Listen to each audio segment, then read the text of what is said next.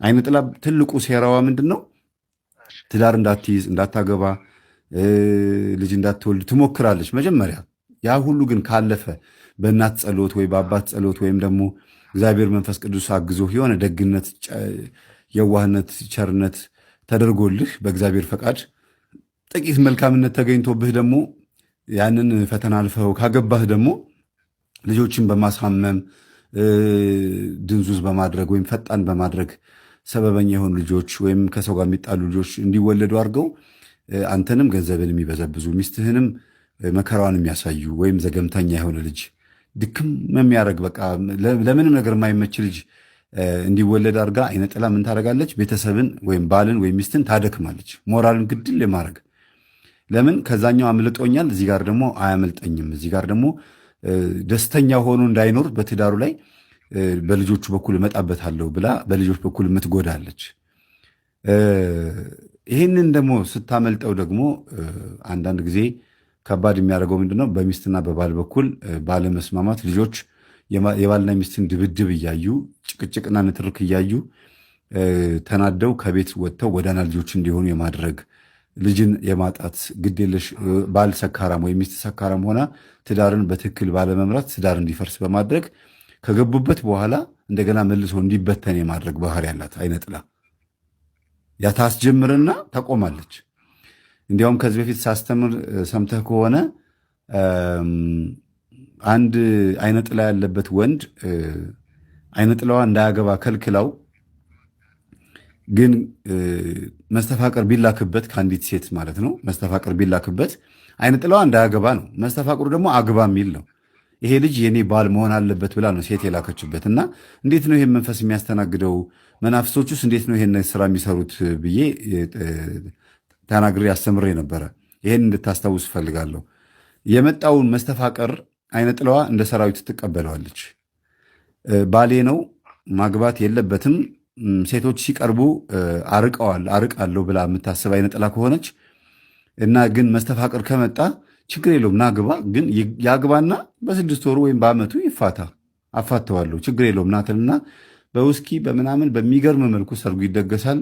ከዛ በተወሰነ ጊዜ ፍቺ ይፈጸማልና ዕቃና ዕቃ ነው የሚጋባው። ከዛ ዕቃና ዕቃ ይፋታል ማለት ነው። መጀመሪያም ሰዎቹ አልተጋቡም። ይሄ የአይነ ጥላ ትልቁ ሴራ ነው። ቄደር ይኸውላችሁ ሙስሊም የነበረ ሰው ሙስሊም የነበረች ሴት ቀጥታ ወደ ክርስትና ስትመጣ ቄደር አያስፈልጋትም። በቃ ጥምቀት ነው የሚያስፈልጋት። ጥምቀት ዋናው የስላሴ ልጅነት ትጠመቃለች። ከዛ በኋላ ስጋው ደግሞ ትቀበላለች። ኢቭን ንስሐ ራሱ አያስፈልጋትም። ከእስልምና ወይም ከውልደቷ ኦርቶዶክስ ያልነበረች ከመጀመሪያው መሰረቷ ሌላ እምነት የነበረ ሰው ከሆነ ሲመጣ ራሱ ንስሐ ያስፈልገው። ምን ታውቃላችኋል? ዝም ብሎ እንዲሁ በቃ የሚጠቀው ለምን? በቃ በክርስቶስ ተሽሯል፣ በደሙ ተሽሯል ኃጢአቱ። ኦርቶዶክስ እያለ የነበረ ሰው ነው ሲያጠፋ እንደገና ንስሐ የሚገባው። የእስላም ስጋ የሚብላ የአሳማ ስጋ የሚብላ ከእምነቱ ሌላ ከሆነች ሴት ወይም ከሆነ ሰው ጋር ይተኛ ቄደር ያስፈልገዋል። ቄደር ያስፈልገዋል። ንስሐ ብቻ አይደለም ቄደር ያስፈልገዋል። እና እኔ በጣም የሚገርመኝ አንዳንዴ እንደው አፌን እኔ ባላወራ ይሻለኛል። ዝም ብለን የራሳችን ወሬ ደግሞ የተነካካ ነገር ነው። እኛ ስለ ራሳችን ስናወራ እነሱም አሉበት እኮ አባቶችም አሉበትና ይከብዳል። እንደው በጣም ከባድ ነው። አንድ እህታችን እናቷን ልታስቆርብ ቤተክርስቲያን ይዛ ሄደችና የዛሬ ወር አካባቢ ላይ ነው፣ ወር እንኳን አይሞላውም፣ ግን አንድ 25 ቀን ይሆነዋል። እና መምህር እባክህን ንስሐ አባቴን አሳምንልኝ፣ እናቴ ለብዙ ጠንቋዮች ጆሮ አርጃለሁ እያለች እየነገረቻቸው ችግር የለውም ይሏታል። ምን ማለት ነው እንዴ? እናቴ ራሱ ግራ ገብቷት እንዴት ነው ነገሩ? ጆሮ ማረድ ነው ችግር የሌለው ወይስ ለጠንቋይ መገበሬ ነው ችግር የለው ወይስ እኚህ ሰውዬ ትክክለኛ ኦርቶዶክስ ናቸው ወይ ምንድን ነው እሱ ብለው ብዬ እንድጠይቅላቸው ነው የፈለጉትና ሄድኩኝ፣ አናገርኳቸው። ግን ትንግርት ነው እንደምን ልበላችሁ፣ ወይኔ በላቸው ትላላችሁ እኮ አንዳንዴ። እኛ አባት እንደ ትክክለኛ ንስሐ አባት ቁጭ ብለው ንስሐ እየሰጡን ያገኘናቸው ማለት ቀኑና እየሰጡን ያገኘናቸው እና እነዛ ልጆች ቀኑና ከጨረሱ በኋላ አናገርኳቸው። ሰውየውን አይደለም ካህኑን ሳይሆን ቀኑና የተቀበሉትን ወጣቶች እኛም ቀኑና ልንቀበል ፈልገን ነበረ። እንዴት ነው ጥሩ አባት ናቸው ወይ? ሰው ጊዜ አይ ሌላ አባት ቀይሩ፣ እኔም አሁን ደስ ሳይለኝ ነው ካጠገባቸው የተነሳሁት አለኝ። እና ይሄ ነገር እንዴት ነው ብዬ ደህና ዋሉ አባቴ ብዬ መስቀል ተሳልሜ ቁጭ አልኩኝ። እነዚህም ሰዎች ቁጭ አሉ። እማማ ደህና ነው እግዚአብሔር ይመስገን። ሌላም ሰው ንስሐ የሚገባ ይዘው መጥተው ናቸው። ኧረ አይደለም የቤተ ክርስቲያን መምህር ነው ልጋፈጠውት ነው የመጣሁት። እንዴ አሰናብቱኝ። እምቢ። እሺ ዶሮ አርጃለሁ፣ ብዙ መስዋዕት አቅርቤያለሁ፣ ንስሐ ልግባ፣ ችግር የለውም። ኃጢአት የሚባለው ታዲያ ምንድን ነው እንዴ? ኃጢአት ነው ብዬ የትኛውን ኃጢአት ልግባ፣ የትኛውን ጉዳይ ልግባ ብለው ጠየቁ ሴትዮዋ። ከዛ ልጄ መምህር ነህ አሉኝ። የት ነው? ተዉት የኔን መምህርነት፣ እንደምመን ቁጠሩኝ፣ ተዉት መምህርነቱን። ለሰይጣን መስዋዕት ማቅረብ ኃጢአት ነው ወይስ አይደለም አልኳቸው። አዎ ልጄ ኃጢአት ነው። አሁን እኚህን እናት አዎ ኃጢአት ነው ብላቸው ምን ሊያደርጉ ነው? ስገዱ ብላቸው ይሰግዳሉ፣ ብር አምጡ ብላቸው ብር ያመጣሉ። ምስኪን ናቸው፣ ደሃ ናቸው፣ ምንም የላቸውም። ኃጢአቱን እንደ ኃጢአት እንዲቀበሉ አድርጓቸው። አዎ የሰራሽው ኃጢአት ነው፣ ግን ከመቀነትሽ ላይ ከ20 ሳንቲም ላይ 1 ሳንቲምም ትሆን ያችን ለእኔ ብጤ ስጪ። ሀብታም እኮ ብር አምጣ አይባልም ንስሐ ሲገባ። ሀብታም ስገድ ነው የሚባለው፣ ድሃ ደግሞ ብር አምጣ ነው የሚባለው። የሌለውን የሚጠየቀው፣ ያለውንማ ይሰጥና ዞር ይላል።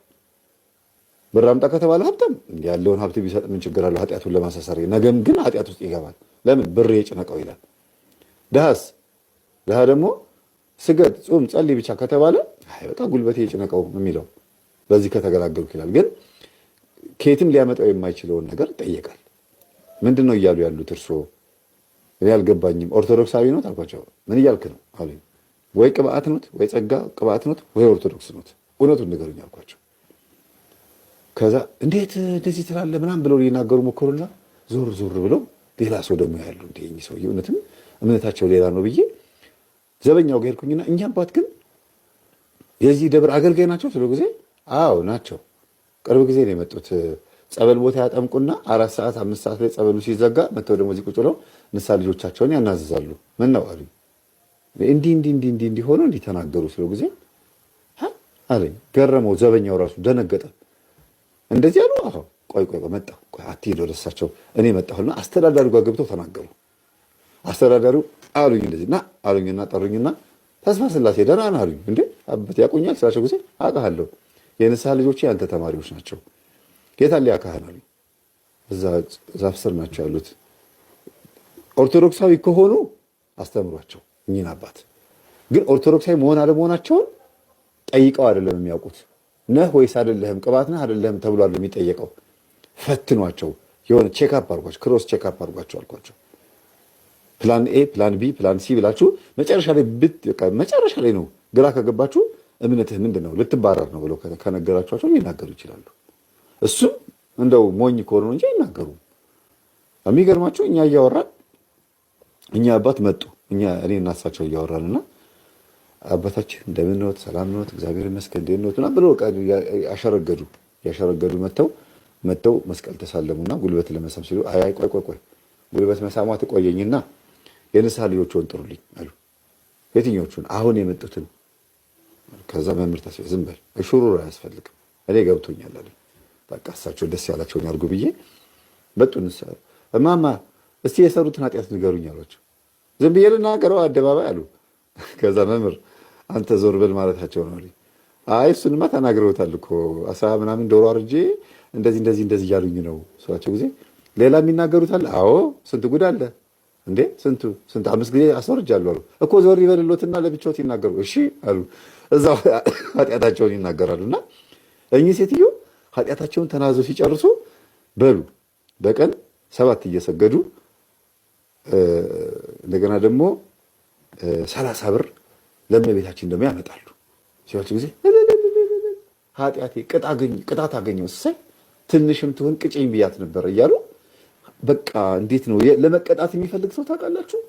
ደስ ብሏቸውን የወጡት ከዛ ቤት። ከዛ እኚህ አባት አዩ አሏቸው። እኔ እርሶን ለመውቀስ ወይ ለሌላ ነገር አይደለም። ሰው ጥፋተኛ ነኝ ብሎ ሲመጣ አዎ ነህ ነው የሚባለው። ጥፋተኛ ነህ ብለው እርሶ ከመሬት ተነስቶ ባያወቅሱትም እንኳን ነኝ ብሎ ሲመጣ አዎ ነህ። ግን እግዚአብሔር መሐሪ ስለሆነ ይምርሃል። እንዲያውም እንዲህ ስንቀጣቸው በቤታቸው ሄደን ስንቀጣቸው ነው የሚያስፈራው እንጂ እነሱ መጥተውማ መቀጣታቸውን ፈልገውታል። አባቴ ለምንድን ነው እንደዚህ ያደረጉት አልገባኝም አሏቸው አስተዳዳሪው ለካህኑ። ካህኑ ጸጥ አሉ። ማለት ኖርማሊ ይቀድሳሉ፣ ያጠምቃሉ፣ ምን ይላሉ። ግን የፈዘዘ ሰው ታውቃላችሁ፣ እንደዛ ነገር ናቸው። እና ከዛ ናስቲ ተስፋ በሉ አባታችን ይሄዱ በቃ አሏቸው። ተስፋ ስላሴና ግባሉኝና ገባው። ገብቼ እኔ ግን አባቴ ይቅርታ፣ እኚህ አባት ግን ወይ ተዋርሶ አለባቸው፣ ሲያጠምቁም ቼክ አድርጉ፣ ኪሳቸው ውስጥ ምን ስር እንደያዙ ምን እያደረጉ ህዝቡ እንደሚያጠምቁት ቼክ አድርጉ አልኳቸው። እሱስ ልክ ብለሃል፣ በቃ እንዲያው ሌላ ጊዜ በደንብ እናወራለን።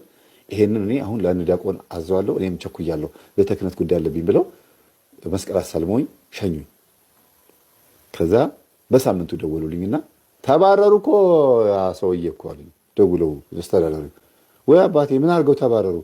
አንደኛ ቅባት ነው፣ ሁለተኛ ደብተራ ነው። ቁልጭ የጠረጠርኩት ራሱ ሆነ። ለምን ሁኔታ ነው የሚያሳዩት፣ ማንነት ነው። እንዲህ አይነቱ እኔ አሁን እውነት ቅባቶች ግን ደፍረው ታቦት ይሸከማሉ። አመንዝራ ዘማዊስ እንደው እግዚአብሔር ይቅጣው፣ እዛው ታቦቱ በደንብ አድርጎ በበሽታን በምንም ይቆልም ወደን አድርጎ ይቅጣው ነፍሱ እንድትድን ይላል ቅዱስ ጳውሎስ። ምን ይላል? በእናንተ መካከል በአሕዛብ እንኳን የሌለ ኃጢአት የሰራ ሰው አውቃለሁ። በእናንተ መካከል በአሕዛብ እንኳን የሌለ ኃጢአት የአባቱን ሚስት ያገባ ወይም እንጀራ እናቱን ያገባ ሰው ሰምቻለሁ። እንዲህ ያለው ሰው ከማህበሩ ራቅ ይበልና ሰይጣን ይግባበት፣ የሰይጣን መጫወቻ ይሁንና ጸበልተኛ ይሁን ማለት ነው። ግን ለምን ነፍሱ እንድትድን ነፍሱ እንድትድን እንዴት ነው ሰይጣን መጫወቻ የሚሆነው? ወይም ደግሞ ሰይጣን ያሰቃየው እንዴት ይባል ሲባል ውስጡ ያለው መንፈስ ይቀስቀስበት። እሱን ለማስወጣት በሚጾምበት፣ በሚጸልይበት፣ በሚሰግድበት ጊዜ ምን ይሆናል? ወደ እግዚአብሔር ይተጋል። እና እኔ አንዳንዴ በጣም ማፍረው በምንድን ነው ቤተክርስቲያን ውስጥ ማገልገል የማይገባቸው ሰዎች አሉ፣ ከኔም ጭምር። ልብሰ ተክህኖውን መልበስ፣ ቀሚሱን መልበስ የማይገባን ሰዎች አለን። እንዲች ቤተክርስቲያን መድረስ የማይገባን ግን መሐሪ ነው። ምእመን መሆን ይቻላል። አገልጋይ ሆኖ ከመቀጠል እውነት እግዚአብሔር ነው የምላችሁ። ምእመን ሆኖ ይቅር በለኝ ማርያም ብሎ ደፋ እያሉ መጥቶ ኪዳን አድርሶ መመለስ ይሻላል። በዚህ የተጨመላለቀ ማንነት ውስጥ ሆኖ ኪዳን ቀድሶ ቅዳሴ ቀድሶ ሰዓታት አድርሶ ደሞዝተኛ ሆኖ ቤተክርስቲያን ከመኖር በእውነት ግንበኛ ሆኖ ደጅ ላይ ብሎኬት መደርደር ይሻላል። መንገድ ላይ ለማኝ የኔ ብጤ ቄስ መሆን ይሻላል። ቄስ ሳይሆን ምእመን በቃ እውነት። ለምን ሰው እሳት ውስጥ ገብቶ እንዴት ይርመጠመጣል? ስለዚህ ጤነኞች አይደሉም እንደዚህ አይነት ሰዎች። የሆነ ባዕድ ችግር አላቸው። እና ቅባት ምንድን ነው እያላችሁ ነበር። ቅባትና ጸጋ የካቶሊክ አስተሳሰብ ያላቸው ክርስቶስን ሁለት ባህሪ የሚሉ ናቸው። አንደኛ ከካቶሊክ የሚለያቸው ምንድን ነው? ክርስቶስ ተቀብቶ ነው አምላክ የሆነው የሚሉት ቅባቶች ይባላሉ። ተቀብቶ ነው። ከተወለደ በኋላ እመቤታችን ከወለደች በኋላ ተቀባ። ገብርኤል ካበሰራት በኋላ ከተወለደ በኋላ ተቀብቶ ነው። ጸጋ የሚባሉት ደግሞ ከተወለደ በኋላ ጸጋ አግኝቶ ነው እንጂ እንደ ማንኛውም ፍጡር ነው። እግዚአብሔር ከተወለደ በኋላ መጥቶ መለኮቱን ያሳደረበት ብሎ ነው የሚያስቡት። በቃ ባጭሩ ካቶሊኮች ደግሞ ከስጋዊ ባህሪና ከመለኮታዊ ባህሪ እኛ አንድ አካል አንድ ሆነ ነው የምንለው። እነሱ ደግሞ ሁለት ባህሪ ሁለት አካል ነው የሚሉት። እና ከሁለት አካል አንድ አካል፣ እኛ ከሁለት ባህሪ አንድ ባህሪ ነው የምንለው። ሁለት ባህሪ የሚባለው የትኛው ነው? የስጋ ባህሪ ነው። የስጋ ባህሪ መተኛት፣ መታመም፣ መሞት፣ መብላት፣ መጠጣት፣ መጸዳዳት የስጋ ባህሪ ማለት ነው። የመለኮታዊ ባህሪ ደግሞ የዚህ ተቃራኒ ነው። አይተኛም፣ አይታመምም፣ አይሞትም። በቃ እነዚህን የመሳሰሉ ሁለቱን የተዋሃዱት ስንት አንድ አካል ሆኑ እንላለን። ካቶሊኮች ግን ይህንን ራሱ ለይተውት እንዳለ ነው። ሁለት የማርያም ልጅ ሌላ የአብ ልጅ ሌላ ነው የሚሉት። የተሰቀለው ሌላ ምናምን እንደዛ ነው። እና እዛ ውስጥ አልገባም። እንደዚህ አይነት አስተሳሰብ ያላቸው ሰዎች መጥተው ታቦት ይሸከማሉ፣ እውነት ስጋው ደሙን ያቀብላሉ፣ ቅባትና ጸጋ እውነት ደፍረው ቅዱስ ቁርባን ላይ ይቀርባሉ። ይሄንን አያሳየኝ እግዚአብሔር። በእውነት ተቀብዬ ከሆነ እኔ የምጠቀመው እኮ ግን ይሄን አልስማ። እስከዛሬ ድረስ ደብተራ ናቸው የሚባል ነው የሰማሁት። ደብተራ ናቸው፣ ስር ማሽቀጠል በጣሽ ናቸው፣ ገበዝ ናቸው። ቤተክርስቲያን ውስጥ ስራ አስኪያጅነት ወይም ደግሞ ጸሐፊነት፣ አስተዳዳሪነት ምናምን ወደ ቅዱስ ቁርባን የማቁረብ ታቦቷን የመሸከም ድፍረቱ አላቸው ብዬ ባላስብም ከሆኑ ግን ማላገጫ ሆናለች ቤተክርስቲያናችን። እግዚአብሔርም ለምን ዝም እንዳለ እንዲገልጥልኝ ይፈልጋሉ። ለምን ዝም እንዳለ ይሁዳ ከጌታችን ጋር አብሮ ሆኖ ተመርጦ ግን ክርስቶስ ሌባ እንደሆነ ስላወቀ የገንዘብ ሚኒስቴር አደረገው። ከ12 ሐዋርያት መካከል ገንዘብ ሚኒስቴር ወይም ገንዘቡን የሚይዘው የሚጠራቀመውን ገንዘብ የሚይዘው ይሁዳ ነበረ። ግን ሌባ እንደሆነ ስላወቀ ነው ይላል። ልቡን ስለሚያውቅ ገንዘብ ያዥ አደረገው ይላል። እሺ ደብተራዎቹን ምን እንደሆኑ ስላወቀ ነው ዝም ያላቸው። እግዚአብሔር ይሄን እንዲፈታልኝ ይፈልጋሉ። እኔ በጣም ማለት ያማል። ቤተክርስቲያን ውስጥ ስር ማሽቀጠል በጣሽ ያ እግዚአብሔር ይፍታህ የሚለው ካህን እጅ ላይ መገኘቱ ያ ቅጠላቅጠል ያ አስማት ያ ድግምት አሳሪ ፈቺው ላይ ዋና የምንለው ማዕረግ ላይ መገኘቱ በጣም ያሳፍራል።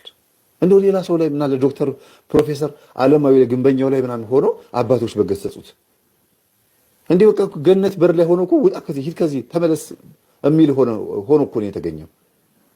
ማለት በቃ ገነት በር ላይ እንደ ኪሩብ በምትገለባበት ሰይፍ ገነት ሊጠብቃታል የሚለው ኪሩቤልን ዞር በል ብሎት ሰው አይገባም ገነት እያለ ከኪሩቤል ጋር የሚጋፋ እኮ ነው የሆነው። ቤተ መቅደስ ቅዱስ ቁርባኑ ጋር ቤተልሔም ውስጥ ካልጠፋ ቦታ አስማተኛ ይግባ፣ ካልጠፋ ቦታ ስር ማሽቀጠል በጣሽ ይግባ፣ ካልጠፋ ማዕረግ ካልጠፋ ሰው ክህነት ላይ ይገኝ ይሄ ማዕረግ ይሄ ቆሻሻ የሆነ ድብትርና